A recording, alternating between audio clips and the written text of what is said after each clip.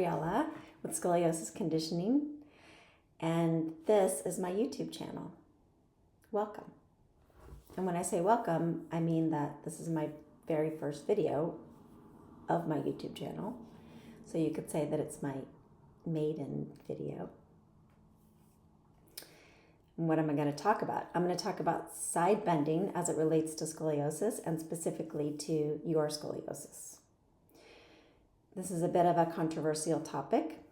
Some people think it's good, some people think it's bad, some people think you should only bend to one side, depending on your curve pattern.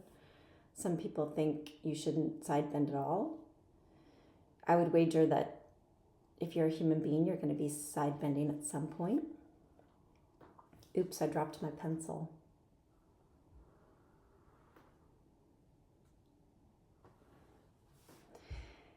So we want to figure out how to be resilient and adaptable to the condition.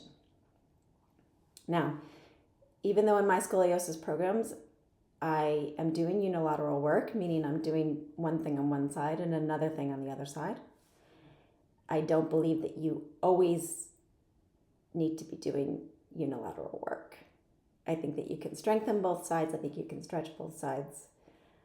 But I do want you to do some unilateral work to address the asymmetrical nature of the condition and some of the muscular asymmetries associated with the condition. If you have a spinal fusion, it's going to be a different story. And it's going to depend on where the spinal fusion is, what kind of spinal fusion surgery you have. So I'm going to save that for a different topic. But I will say that if you have a rod, for example, you don't want to be trying to bend the rod. So please don't do that. I'm going to be doing a little demonstration where we'll show side bending for different curve patterns. And like so many things in life, it's not whether you should or shouldn't do it, but it's how you do it. So let's take a look. Here I am again in a different orientation. I just want to point out that I'm about to turn my back to you, and that's in the event that any of you want to do this with me so that there's no confusion as to which side you should be doing it. Okay, so let's pretend that I am a person without scoliosis and I'm just going to do a regular old side bend, okay? Okay, there's nothing wrong with that. Let's say I'm somebody with a lower left curve. So here it is in my lower left side of my back. Okay, what am I going to do first? The first thing I'm going to do is I'm going to get long. I'm going to get tall. I'm going to try to touch the ceiling. Then I'm going to shift the right side of my hips just a little bit over to the right. I don't really have to go too far to get some sensation. And then I'm going to keep thinking of going up towards the ceiling as I side bend over to the left.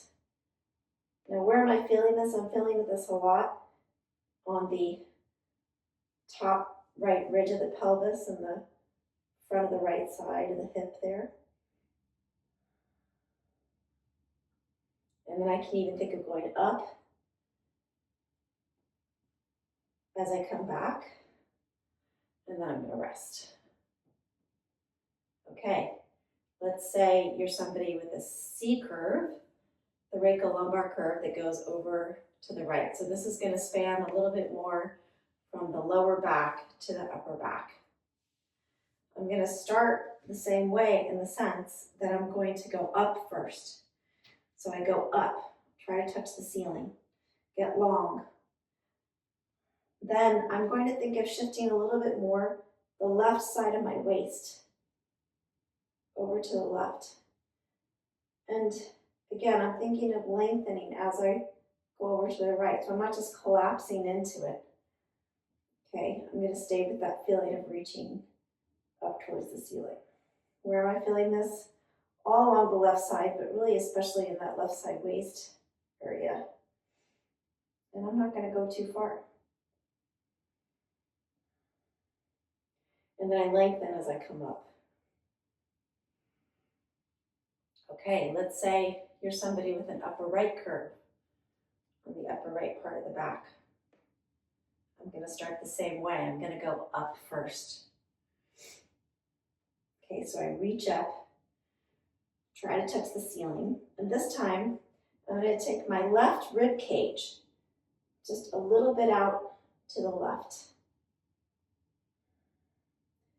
And I'm going just slightly over to the right. Okay, so now I'm feeling it a little bit more up in here, up in that area.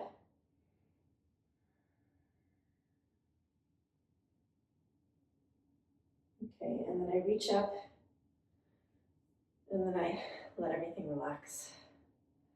Okay, a little review. Lower left curve.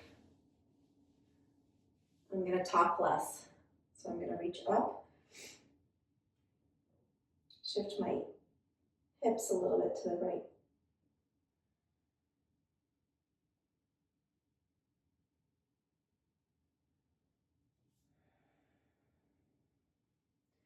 C curve going to the right. A little bit in the upper, a little bit in the lower back.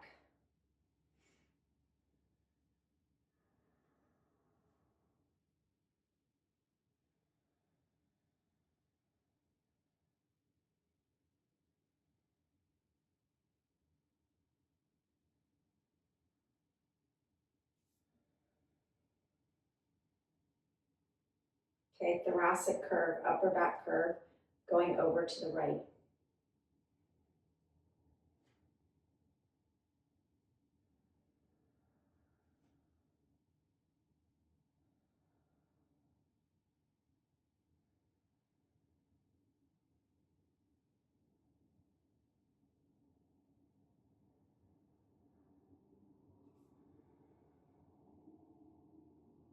Okay, so let's review.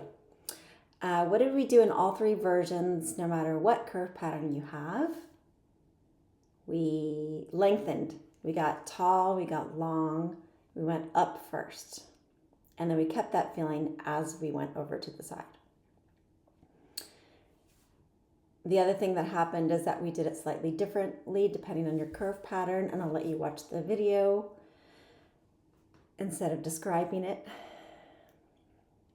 And the last thing I want to say is that what I have found when working with this community is that the degree to which you side bend often depends on the degree of your curve. For example, those with a larger curve tend to have some discomfort the further they go over to the side. So this is something you can play with, and I encourage you to start small and then to play with your edges. By that I mean that feeling sort of just before you get discomfort. You can stop there. Okay, so I hope that this was helpful. Let me know what you think. I want to know what you think. Unless you're a troll, in which case I don't want to know what you think. And thank you for watching, and I will see you next time. Bye.